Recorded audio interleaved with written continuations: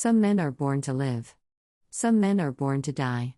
And then, there are those born to be remembered forever, even if it means being destroyed. Welcome back to Night Story. Tonight, we step into the shadow of a man whose name still echoes across more than 3,000 years of history. His victories turned the tide of war. His rage burned cities to ash. And yet, his end was written long before his first breath. This is the haunting life of Achilles, the destroyer of Troy, the hero with the faded heel. Act 1, The Birth of a Demigod. The night Achilles entered the world, the sea seemed to hold its breath.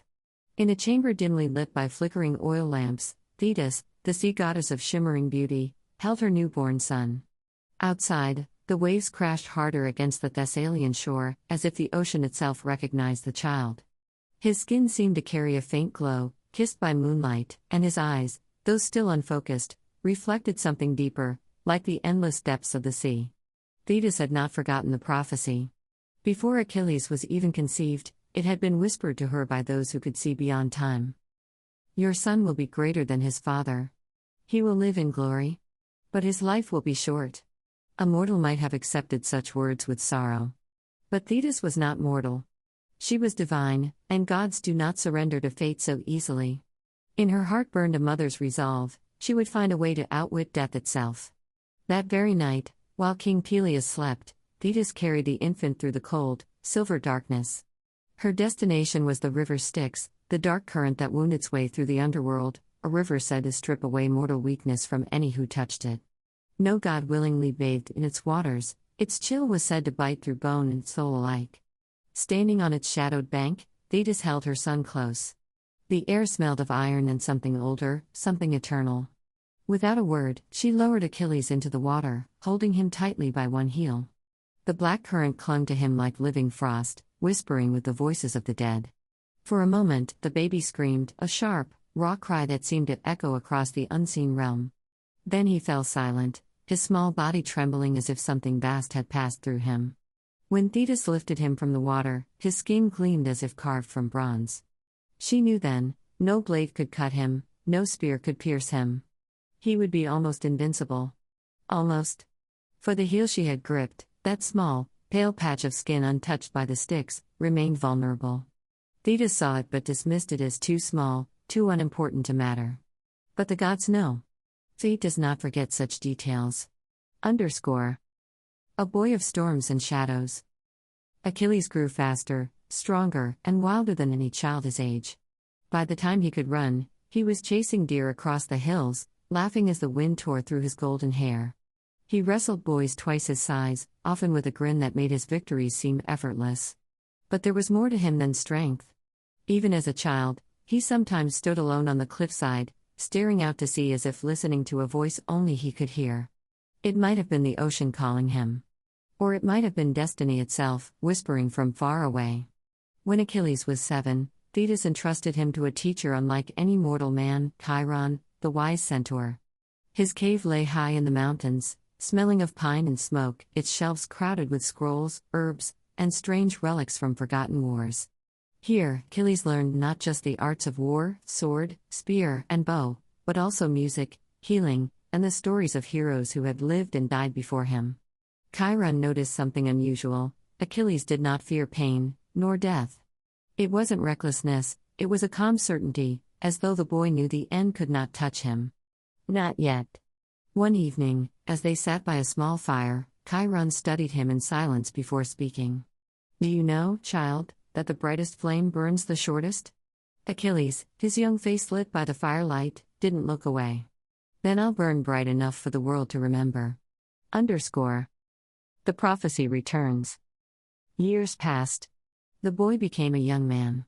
Golden-haired and bronze-skinned, Achilles moved like a hunting cat, every step sure, every motion sharp.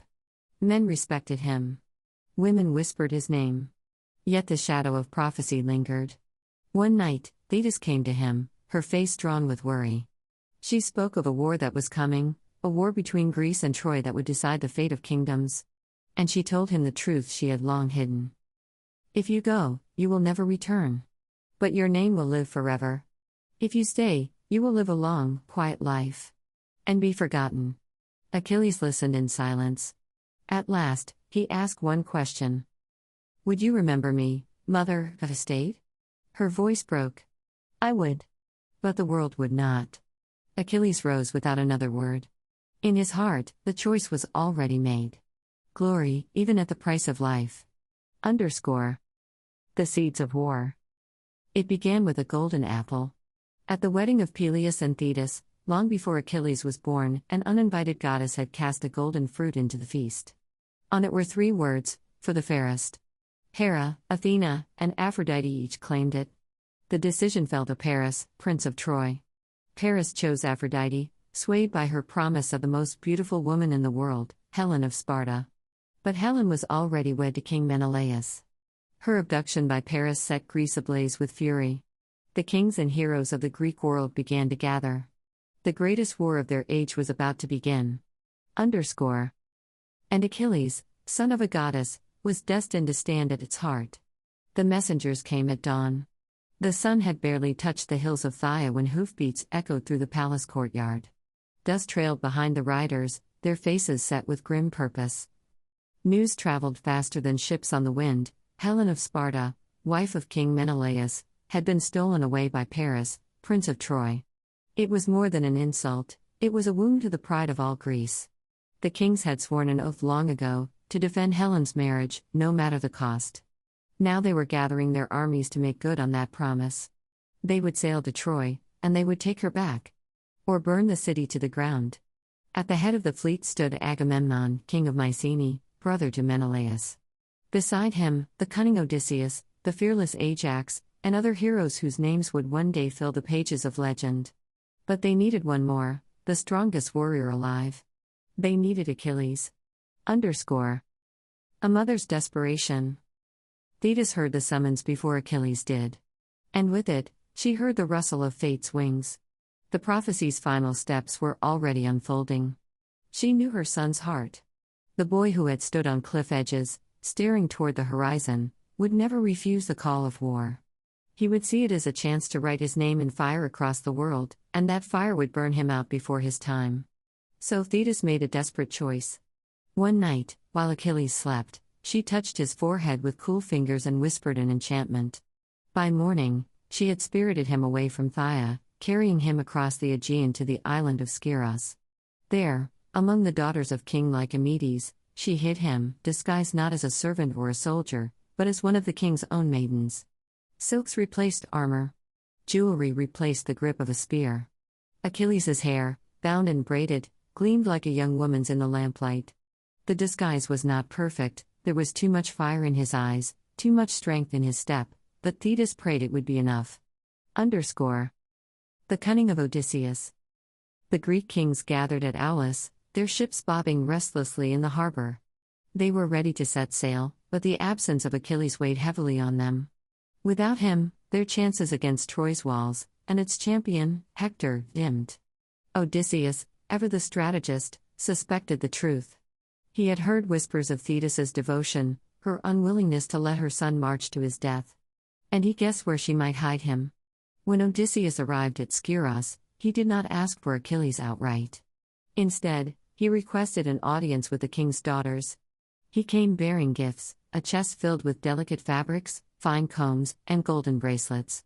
But beneath them, hidden among the silks, he placed a spear and a shield, their bronze gleaming in the morning sun. The young women gathered around the chest, laughing as they admired the treasures. But one among them, taller, broader-shouldered, seemed drawn not to the jewels, but to the weight of the weapons. It was a small thing, but Odysseus saw it, the way his fingers traced the spear shaft with familiarity, the way his eyes sharpened as if waking from a long sleep. Without hesitation, Odysseus tipped the chest, letting the weapons clatter to the floor. The sound rang out like a battle cry. And Achilles, unable to resist, reached for them. In that moment, the disguise fell away. There was no maiden here, only a warrior too large for silks, too fierce for hiding. The laughter in the hall faded to silence. Odysseus smiled. Greece calls for you, son of Peleus. Will you answer? _ The choice made. Thetis arrived too late to stop it. Achilles stood at the harbor, already dressed in armor, the morning sun glinting off his bronze. His eyes were alive with something she had seen in him since he was a boy, that restless hunger for greatness. She stood before him, her voice breaking. "If you go, you will not return." Achilles looked at her for a long moment. "If I stay, I will not live." The words were not about breath or heartbeat. They were about something larger, the need to fill the world with deeds that would outlast the body. Thetis felt her strength falter. She had given him life, and now she could not save it. The Myrmidons, his own elite warriors, were already assembling. Men in black armor, their faces shadowed beneath their helmets, ready to follow their king to the ends of the earth. The war drums began. Departure. The Greek fleet was a forest of masts against the horizon, sails swelling in the salt wind. The air smelled of tar and iron, of sea spray and sharpened bronze. Achilles stepped aboard his ship, the deck creaking under his weight. His armor caught the light in sudden flares, as though the sun itself sought to mark him. On the shore, Thetis stood in her flowing white robes, her hair whipping in the wind. She did not wave. She knew, as he did, that this was farewell. The rowers took up their oars. The ships began to glide away from the shore. The drums beat slow, steady, relentless, the heartbeat of an army.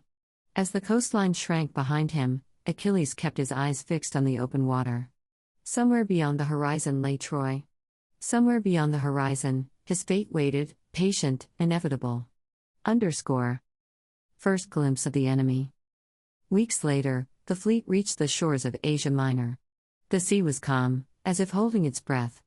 Achilles stood at the prow, scanning the coastline. The walls of Troy were still far away, but even from here, their reputation loomed. High, unbroken, and built by the hands of gods, they had withstood every assault for decades. Behind them stood Hector, prince of Troy, warrior, leader, and the only man who might match Achilles in battle. The moment his feet touched the foreign sand, Achilles felt something shift inside him. The boy who had played among hills and cliffs was gone. In his place stood a weapon, honed, tempered, and ready to be unleashed. The destroyer of Troy had arrived. And the war that would make and break his legend had just begun. The sun was still climbing when the Greeks made landfall. The beach at Troy's edge was not welcoming, a strip of pale sand that gave way to jagged dunes, beyond which the land rose toward the city's walls like the back of some sleeping giant. The ships slid into the shallows, their hulls scraping against the sand. Warriors splashed into the surf, shields raised against arrows that hissed down from the hills. The air was filled with the noise of war, the shouts of men, the crash of wood, the thud of arrows finding their mark. Amid this chaos, one ship stood out. Black-hulled, black-sailed, its figurehead carved into the form of a snarling wolf. At its prow stood Achilles, his bronze armor gleaming so brightly that it almost hurt to look at him. Around him, the Myrmidons, his personal guard, leapt into the water, their shields locking together like the scales of some unstoppable creature. Where they landed, the Trojans faltered. The first charge. The Myrmidons moved as one. They advanced through the surf and onto the sand, their boots churning the earth, their spears thrusting forward in a deadly rhythm. Achilles was at the tip of the formation, his movements both brutal and precise, the way a storm can be beautiful even as it destroys. He cut through the first wave of Trojan defenders like they were nothing more than grass before a scythe. One fell with his helmet split, another with his chest run through. Arrows glanced off his shield or snapped against his armor. His spear seemed to find every opening, every weakness. The Myrmidons followed, leaving a trail of broken shields and fallen men in their wake. By midday, the Greeks had secured the beach. The sand was stained red, the surf carrying the color back out to sea. The clash with Agamemnon. Victory came quickly, but pride came quicker. Agamemnon, commander of all Greek forces, saw Achilles' triumph as both a blessing and a threat. The young warrior's fame was already beginning to eclipse his own, and in a camp where kings stood side by side, pride was as dangerous as any spear. The first tension sparked over spoils of war. After a raid on a Trojan-allied city, Agamemnon claimed a woman named Chryses as his prize. When her father, a priest of Apollo, came to ransom her, Agamemnon refused, until a plague, sent by the god himself, began to tear through the Greek army. Odysseus and the others urged Agamemnon to give her back. He did, but in the bitterness of that loss, he turned his anger toward Achilles. Before the gathered kings and warriors, Agamemnon announced he would take another prize, and he chose Briseis, the woman given to Achilles after the same raid. It was not just an insult. It was a humiliation, a public stripping of honor. _ The silence of the storm. Achilles' face did not change when Agamemnon's men came to take Briseis from his tent. But those who knew him felt the air grow heavy. Pride was not a luxury in this world, it was the very measure of a man's worth. And to be shamed before the army was to be cut to the bone. That night, Achilles walked to the edge of the camp, to where the dark sea whispered against the shore. He looked out toward the horizon and raised his hands in silent prayer. Thetis came to him, whether in the flesh or in a dream, no one could say. Her voice was soft, but her words were edged in iron. You are wronged, my son. Let the Greeks see what happens when Achilles does not fight for them. And so, the greatest warrior of Greece withdrew from battle. _ The cost of absence. Days turned to weeks, and without Achilles, the tide of war shifted. The Trojans, emboldened by his absence, pressed hard against the Greek lines. Their chariots cut swathes through the infantry. Their archers rained death from the walls. Hector, Prince of Troy, became a name spoken with both fear and respect among the Greeks. Where he rode, victory followed. He pushed the enemy all the way back to their ships, the flames of burning vessels licking at the sky. The Greek camp was on the edge of ruin. And Achilles watched. From the high ground above the beach, he stood with the Myrmidons, his black armor untouched, his weapons idle. His men waited in silence, their discipline as unyielding as stone. They would not fight without their king's command. _ A plea from a friend. It was Patroclus, Achilles' closest companion, who finally broke the stalemate. One night, as the fires of Troy flickered in the distance, Patroclus came to Achilles' tent. His voice was quiet but urgent. They will burn every ship. And when they are gone, there will be no way home. Lend me your armor, Achilles. Let the Trojans think you have returned. The sight of your crest will drive them back. Achilles studied him for a long time. In Patroclus' eyes, he saw loyalty, desperation, and the faint glimmer of something more dangerous, the willingness to risk everything for honor. At last, Achilles nodded. Take it. But remember, you are not me. Do not chase them to the walls. Patroclus smiled, though something in his expression carried the weight of a farewell. _ The day that changed everything? When Patroclus rode into battle wearing Achilles' armor, the Greek army roared with renewed hope. The Trojans faltered, believing the destroyer of men had returned. Patroclus cut through them with a ferocity that nearly matched Achilles himself. He drove them from the burning ships, pushed them back across the plain. But the warning was forgotten. In the heat of victory, Patroclus pursued the Trojans all the way to the gates of Troy. There, beneath the looming walls, Hector found him. The two clashed in a storm of steel and blood. And when it was over, Patroclus lay still, the crest of Achilles' helmet darkened with dust, the light gone from his eyes. _ The death cry that followed was not Hector's. It came from the Greek camp, from a tent where a man learned that his dearest friend had fallen. It was a sound so raw, so full of grief and fury, that even the sea seemed to still. The storm that had been silent was now awake. The Greek camp was quiet when the body was brought in. The soldiers who carried it did not speak. Their faces were shadowed, their eyes fixed on the ground. They laid the body in the center of Achilles' tent, and then they stepped back, as though afraid to stand too close. Patroclus' armor, Achilles' armor, was dented and stained. The bronze shone dimly in the flickering torchlight, but the man inside it was still. The skin was pale, the lips tinged with the gray of death. A single wound, clean and final, marked where Hector's spear had found its mark. Achilles stood over him without moving. For a long time, he said nothing. The torches sputtered in the wind. Somewhere beyond the tent, a dog barked, and the surf murmured against the shore. When he finally spoke, his voice was low, and it trembled. _ The oath. They will pay, he whispered. Then louder, Hector will pay. The Myrmidons, standing at the edges of the tent, lowered their eyes. They knew what was coming. They had seen Achilles' fury before, but never with grief driving it. Grief was not just a fire. It was an ocean, and when it surged, it could drown armies.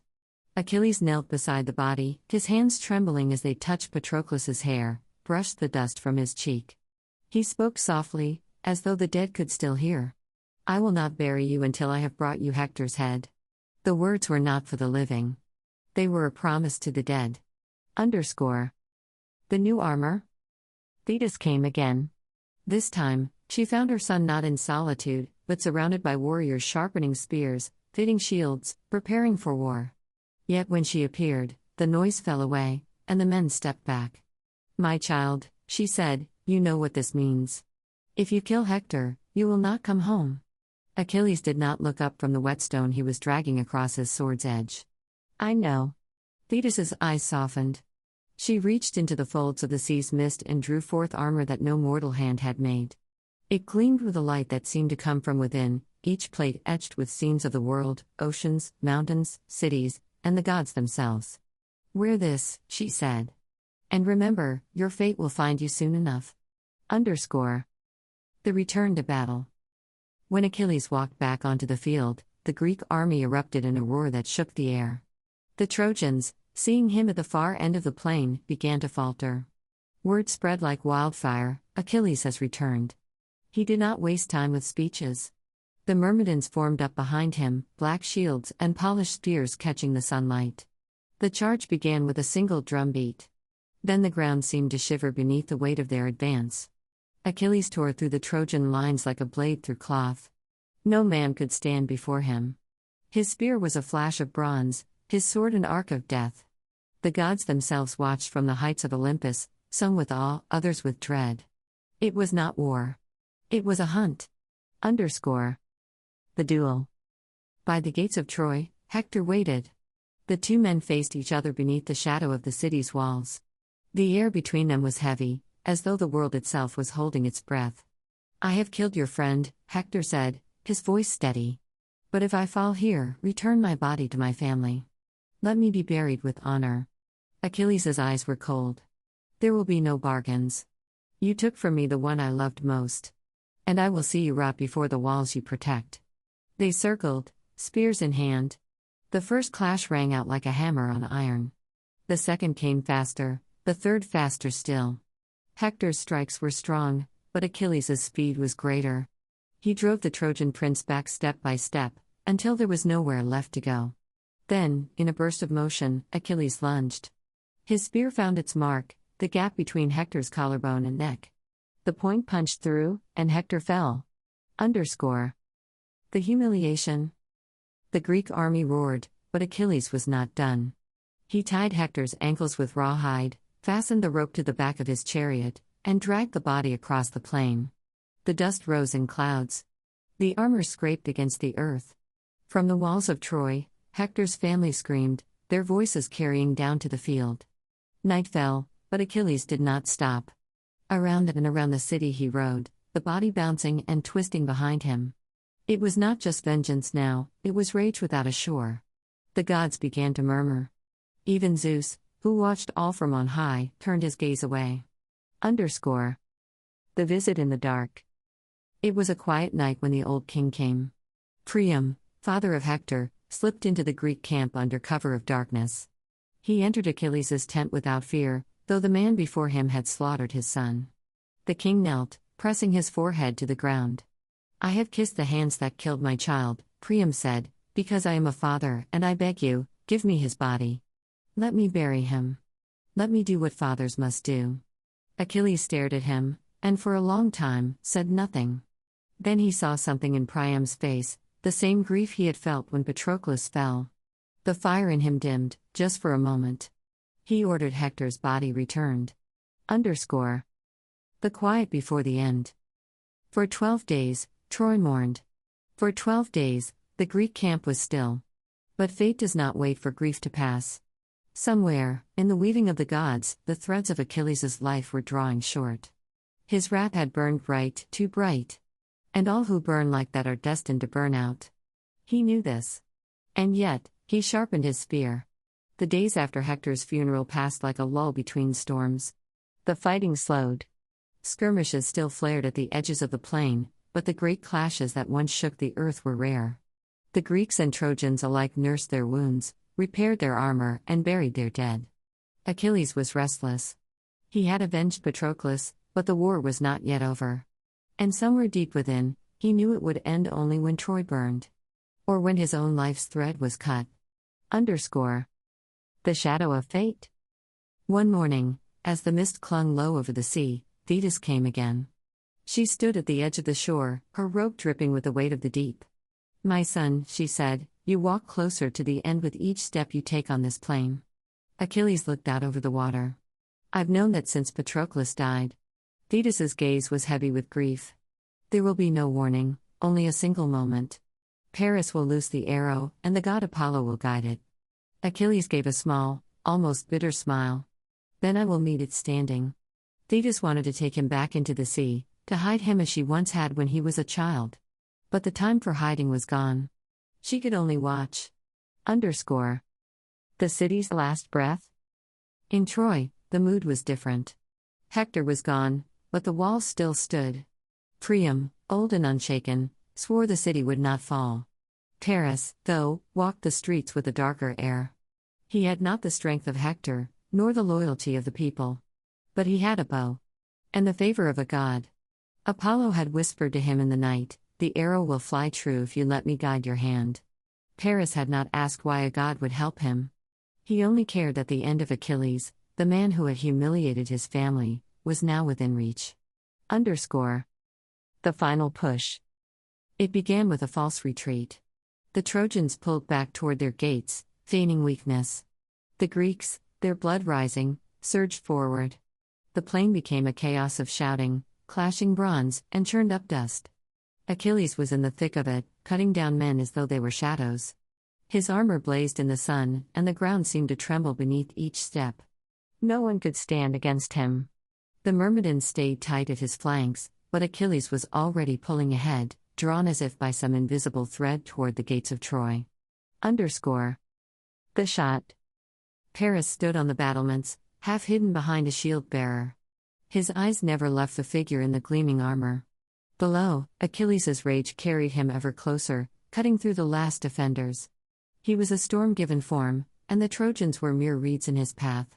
Then Apollo's voice came again, soft but undeniable, "Now." Paris raised his bow. His hands did not tremble. The string drew back. The arrow was nocked.